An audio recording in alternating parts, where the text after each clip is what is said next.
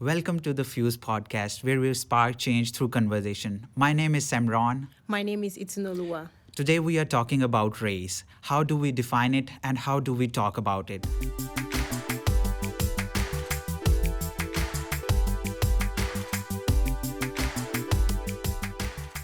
We are now joined by Dr. Algerian Hart, Interim Chief Diversity Officer and Assistant to the President, VP for Diversity and Inclusion here in Missouri State University, Springfield campus.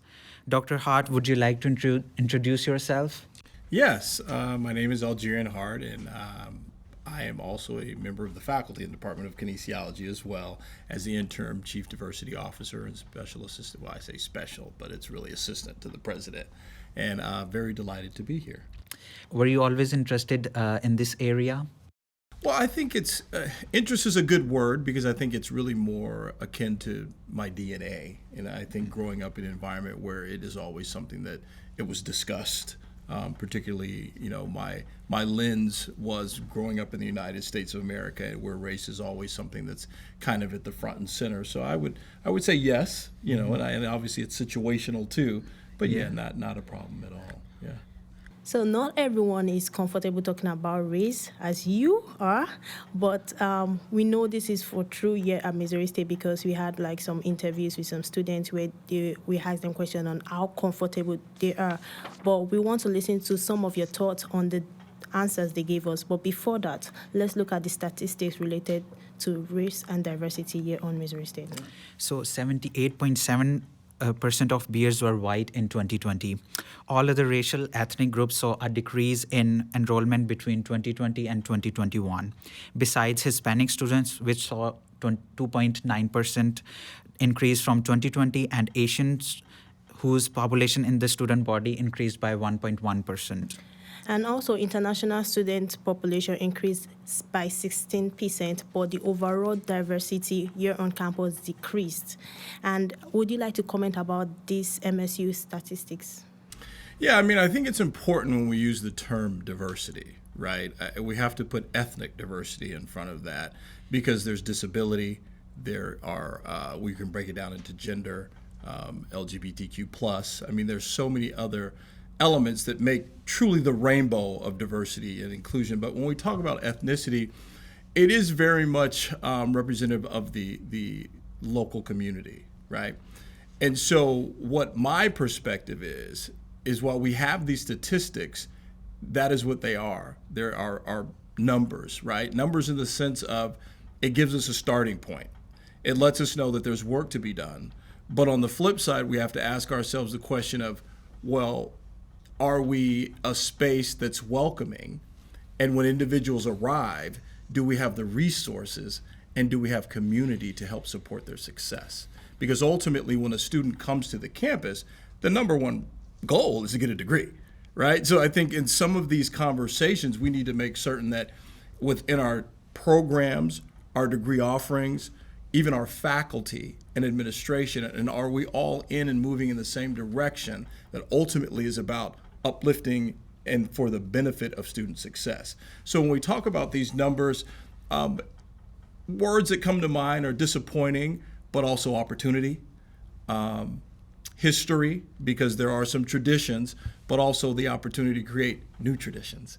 And so within this, we have to make certain that we're having these types of conversations so that we are aware and we can really better collectively begin to ask questions of what are your experiences like? What are some of the conversations in communities, not just here, but the communities that students come from? Because that's super important in terms of the longevity and the types of relationships that we want to make sure that we continue to cultivate and nurture. And is there a reason why, the question are being put forward that are you comfortable? Yeah, you know what? I think part of it, when you ask a question oftentimes, it's because the individual may not be comfortable. And so you have to look at what does it mean to be comfortable talking about race? I don't know if anyone's really comfortable because the reality is, why are you interested so much in my race versus being interested in me as the individual? Dr. Martin Luther King Jr. said that I cannot be what I ought to be until you are what you ought to be. So in order for me to find out what either of us needs to be, I need to find out who you are. And your pride and maybe your identity is connected to your race or ethnicity, but your value is an individual thing. And that individual thing is why and I go back to campus, why you come here to grow that. So the comfort of how we have these conversations is really relative to how often individuals truly make it beyond just race and ethnicity. Thank you for sharing that. Absolutely. So going back to the interviews we did on campus with students, the first question we want you to comment on is, would you say you are comfortable talking about race? In my world, I don't necessarily need to discuss it every day. And there are certain conversations that, because of my particular ethnicity and race, I may not necessarily be somebody to be brought to that table. And then there's other times that I should be. So it's case dependent. So you mentioned that it is case dependent. Why do you think, can you just touch on that? Great question. I mean, and I love that it ended with case dependent. And I think my interpretation of that is an opportunity for me to engage where I feel there's a space where there's some belonging, meaning my conversation would matter. And I think when we talk about race, oftentimes it can be off-putting, more so because individuals may not necessarily know when and where to kind of infuse, that kind of worked out well, fuse, right? Mm-hmm. Infuse their thoughts, beliefs, ideas, values into that conversation without being marginalized. And it's a very unique conversation because typically when we talk about race, it's often through the lens of marginalization, right? So to hear an individual talking specifically about, well, I'm not really always wanting to be involved in this, and I'm not really even sure I should always be involved in this, it means that they're really thinking about it. And part of these conversations really in terms of an individual's comfort level is about meeting them where they are. And that's very important. Yeah. Another question was, do you think we talk enough about race in the university setting? But before we go ahead to play the audio, would you like to touch on that first? Yeah. I think it's an odd question really, because so much of it on a university, oftentimes folks are listening. It could be in a classroom and they're hearing the faculty member deliver. It may be a video. It could be a podcast. It may be literature. And so you're reading it, but there's a continuous conversation about it. But to the degree that we are putting it on the spotlight, I would argue that we probably don't talk enough about it. Hence, the ideas or the notions of uncomfort because it's not familiar.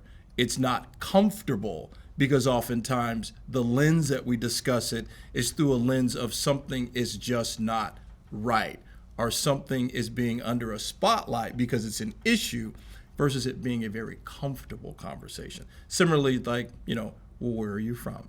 Where is your home? Those are very comforting things. But what do you identify as?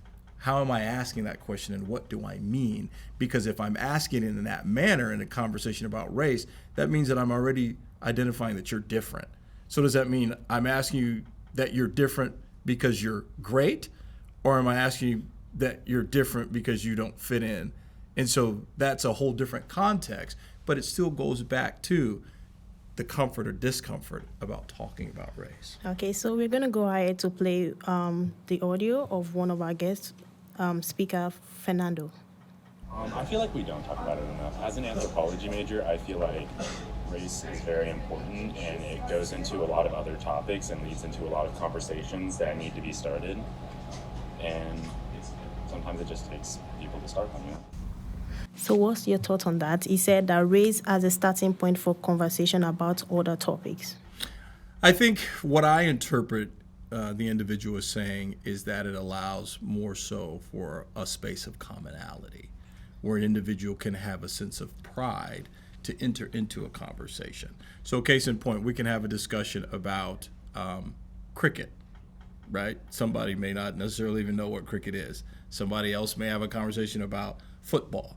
Well, is that American football? Is that soccer?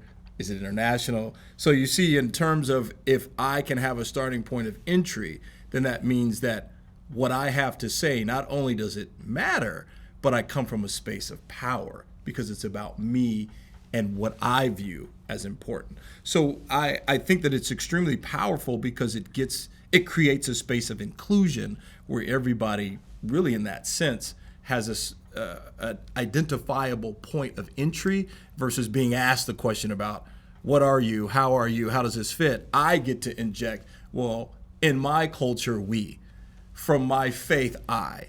Those are very powerful entry points.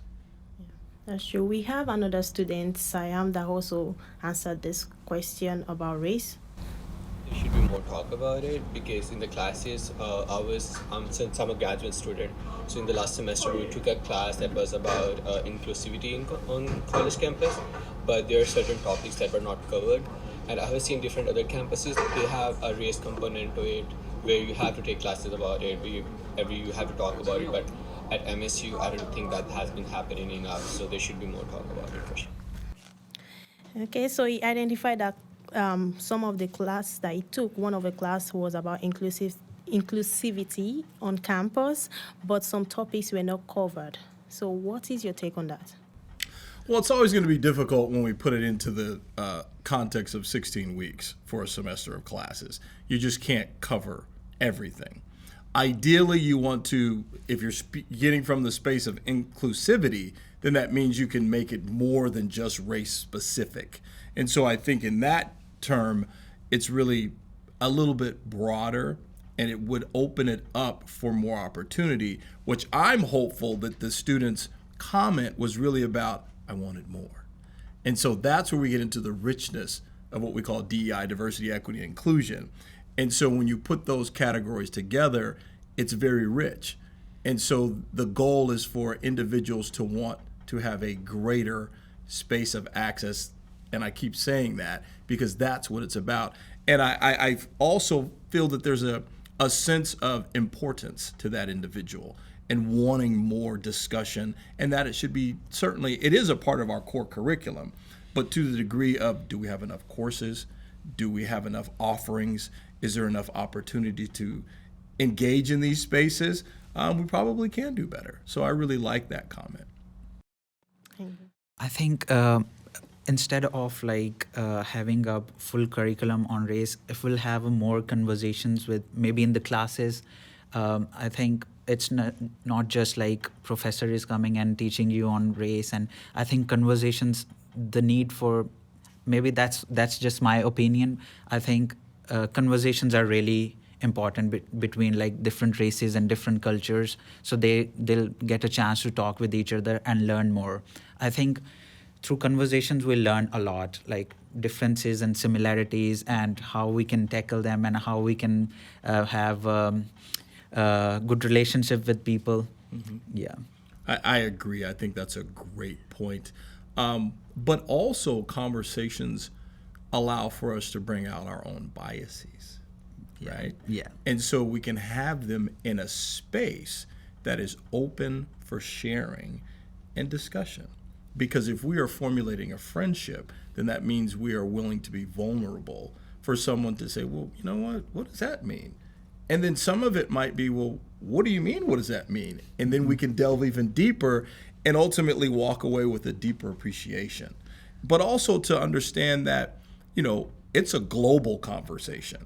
And so a lot of this would hinge too, because we're at an American university, but an American university has a global, footprint in terms of its students.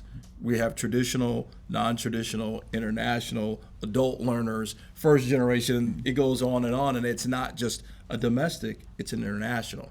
So if we have so many individuals on our campus that come from true diversity of really the planet, we have to have conversations. Because part of it is we have to figure out how we can communicate with one another, right? Yeah. So those things are really important. And also it matters in terms of what people value so that we can build at our institution spaces of comfort so individuals ultimately can, again, achieve success. Great. Awesome. Yeah. So, Dr. Art, what is your perspective on the issue of exhaustion on certain topic, like the issue of race? Also, I know a lot of people on social media, like everybody's talking about it. People are tired. They don't want to like get the conversation going and all of that. But what is your take on exhaustion when it has to do with the issue of race? I would compare it to being, I use the terminology lessening the ignorance. The term ignorance oftentimes means that someone is not as smart, but really the term ignorance means just don't know. And so if I'm saying I'm exhausted by it, that's no different than me saying, well, let's ignore the poor.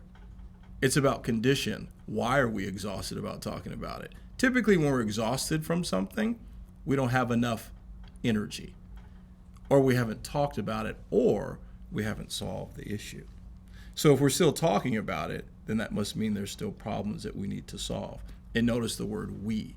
And so when individuals decide, you know what, I'm tired and I need to check out, yeah, that's tough. But also, it can be exhausting if it's the same individuals who are consistently moving the needle or moving the agenda for, if it's their country, if it's their state, if it's their community, and it's the same individual, yeah, because it gets tiresome. Also, the dominant identity model oftentimes that is targeted by minority groups, because that dominant identity model is consistently pushing back against forward movement or development of that, say, minority group or racialized population.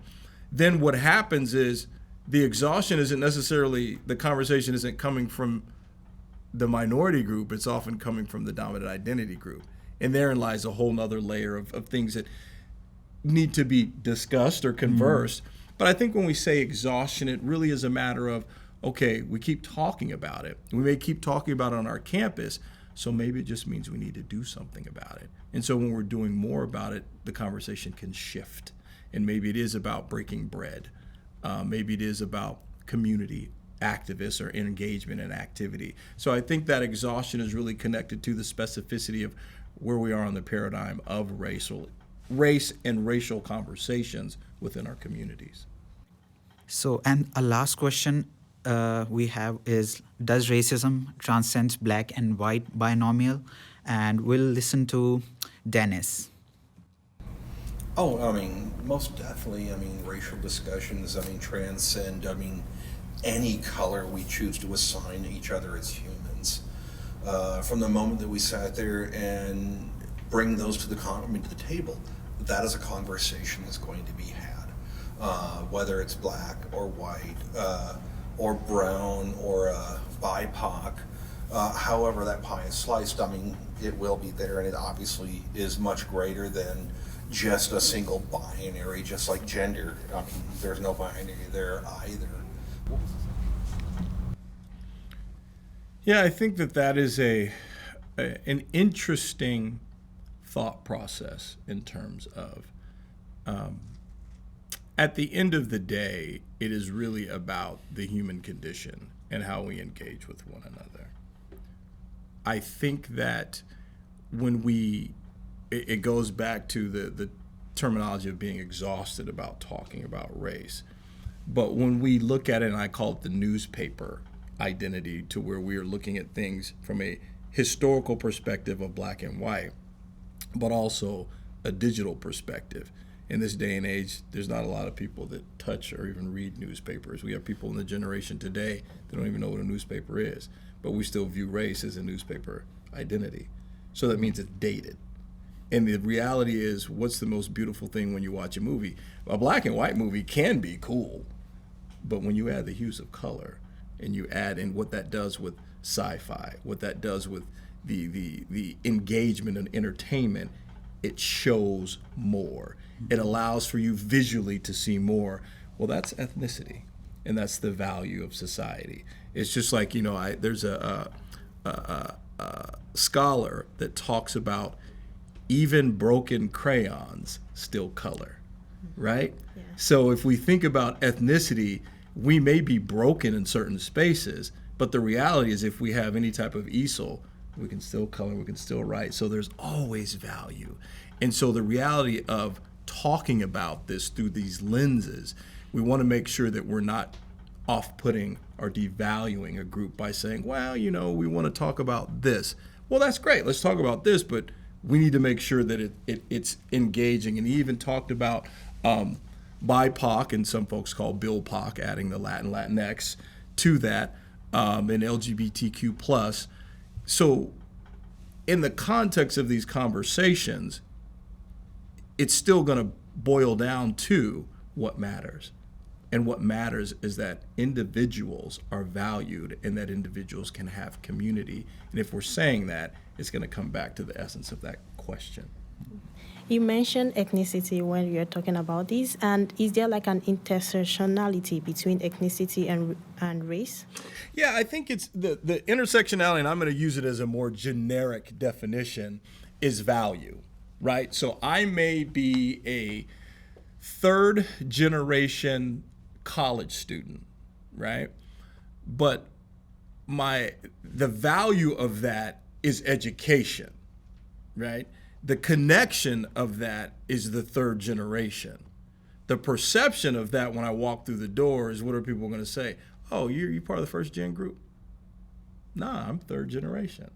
So I go back, and I'm not trying to switch the question around, but it goes back to perception, definitive norms, and what that means. So when we look at the intersectionality of those two, more times than not, they're interchanged. People thinking that race means ethnicity and that ethnicity means race, right? Race, is really more about the DNA of an individual. Ethnicity has its genetic engagement, but it's really about more the the norms and mores of an individual and how they identify. Yeah. Thank you so much for that clarification. And one concept we hear a lot about is institutional racism. How can this be better addressed on campus? What a powerful question. Mm-hmm. So when we say institutional, or systemic, it means that it's the power broker.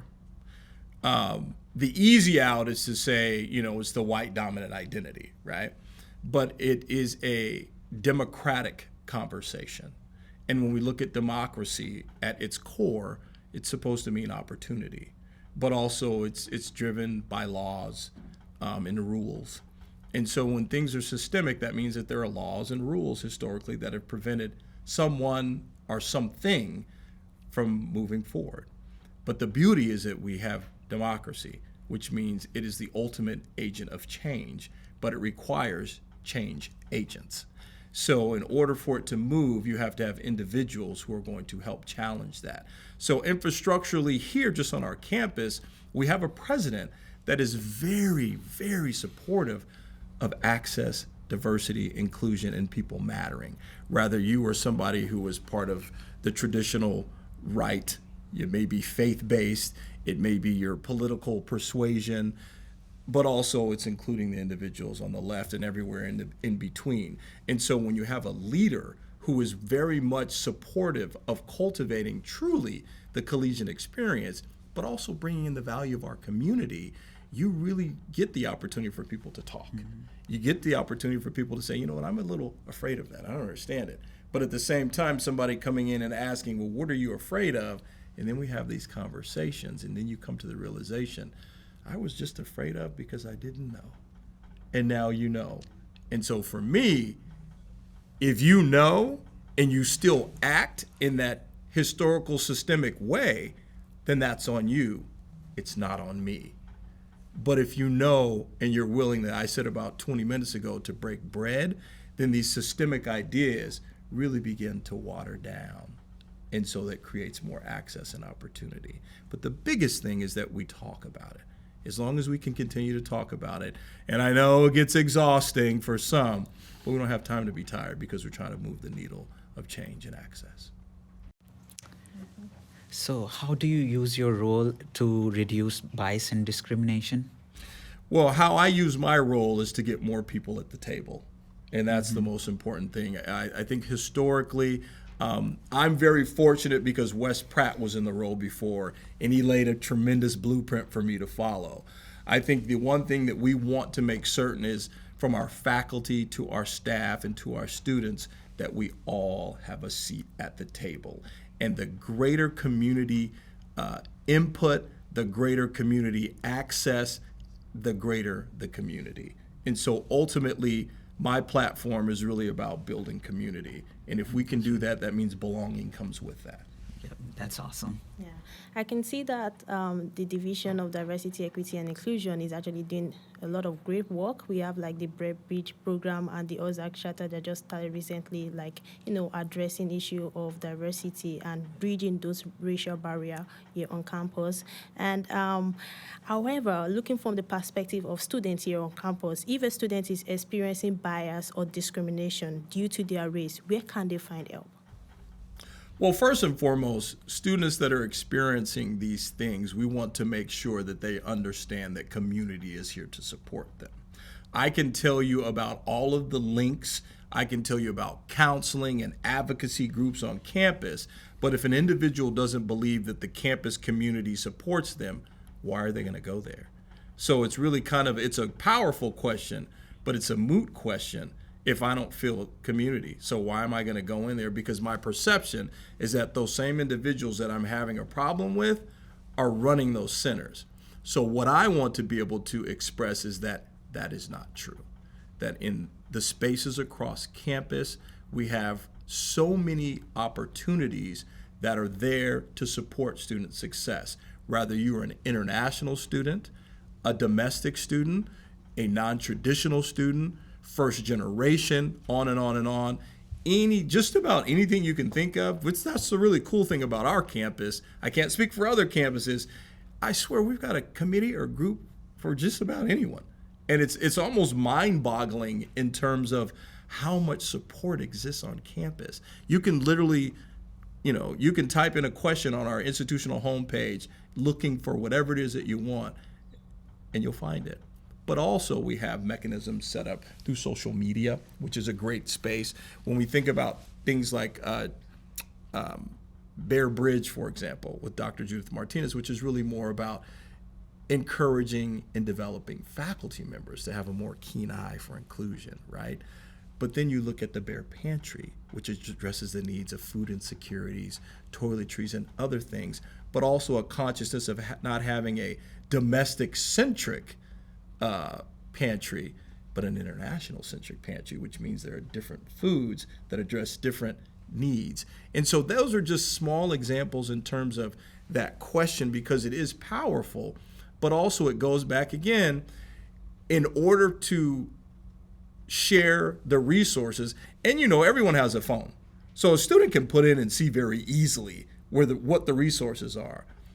But I suspect more times than not, there's a hesitancy, because maybe I go to that and I swipe and I don't see anyone that looks like me on that. But you're saying that that group is here to help me.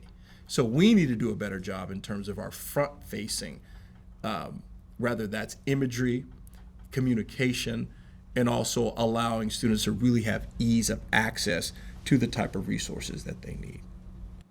Okay, so is there a way like students can be more open? Maybe you have like a word of advice for students to be more open to, embrace what is available for them here on campus, even though they do not see persons that look like them, because we know historically Springfield is a major, it's a predominantly white community. So where that diversity is missing based on the demographic situation, is there a word of advice you have for students that will be listening to this podcast for them to like open their heart up to like receive whatever resources is available for them despite? Absolutely. Each one teach one. So if you are seeing something that you believe we can do better, make sure that we know. The administration is here to support that. Faculty and staff are here to support that. But also conversation. There are many sectors where students see things or they feel a certain way. It requires an element sometimes of being courageous to say something, but we are here, particularly my office is here, always. It's student-centric. So if there is ever an issue, Carrington 302 is where my office is located, and you can always come in there for support, but also be willing to lean on classmates, be willing to lean on fellow students, for support, but making sure that you're supporting them. Because sometimes some of our issues may be a little more selfish, but in order for us to move the needle, we need to realize that helping others helps us to be selfless. And ultimately, to reach to where we want to go, we need to make sure that we're looking out for one another. So it wasn't a direct answer in terms of, navigating like specifically what someone can do, because I can't really tell someone what to do, but I'm certainly encouraging them, get involved, because it's going to make this campus so much better, and it'll make their experience that much better. And we hope that ultimately they'll grow an affinity for Missouri State University, and ultimately we'll be better because of that. Thank you. We will use the same quotation from Manning Morable, former professor of public affairs at Columbia University, that we asked Mr. Suleiman to have your perspective on that. The quotation is, "By dismantling the narrowed politics of racial identity and selective self-interest, by going beyond black and white, we may construct new values, new institutions, new visions of an America beyond traditional racial categories and racial oppression." How can we use racial ethnic differences to our advantage as a society rather than something has been polarized? Powerful, very powerful. We've always done it. That's how this country was founded. Now, there are some traditional ideologies and identities at the inception, pre and post 1776. But the reality of today, it's always been about individuals coming here to seek some level of freedom, although there are also individuals who are already present, right? So some of it, I go back to lessening the ignorance. The more that we can have an understanding about the value of other cultures and what we call otherness, means that ultimately you begin to have more of a cohesive, more of a opportunistic space where everyone has, and what is a reminder of what this country is about is for you, if you can dream it, you should be able to come here and achieve it. And if you so choose, you can build it and you can return to wherever you view as home and uplift that, because you found an opportunity to better yourself here. So when we talk about race, ethnicity, and inclusive practices, we want to, it's not a utopian kind of idea, it's aspirational. And as long as we have something aspirational, that's where universities begin to really be at their best, because that means there's collaboration and opportunity to discuss these things so that we can formulate plans to make things more prosperous. So do you have any last comment that you would, like to express before we wrap up this episode? Yeah, I'm just really delighted to be here, that this platform exists. This is a really tremendous time period in history, and it is so important that we're hearing so many things from so many different groups, and I put emphasis we're hearing. So we need to make sure that we take that hearing, turn it into words that are actionable. And so I'm excited to be on this journey and to know that we have more individuals on campus, to whom many I just met today, that are really wanting to do this work to not only make Missouri State better, but really communities and hopefully ultimately our state and our nation that much better. Thank you. Thank you. This is only the start of conversation. The rest is up to you. We hope this will spark more conversation about this topic in your lives. In the description of this episode, you will find links to resources with further information. Did you enjoy this episode? Let us know in the comments, and don't forget to like and share with others. The Fuse podcast is a part of larger project. Check out fusecampaign.org. Like us on your favorite social media and subscribe us on YouTube. See you next time.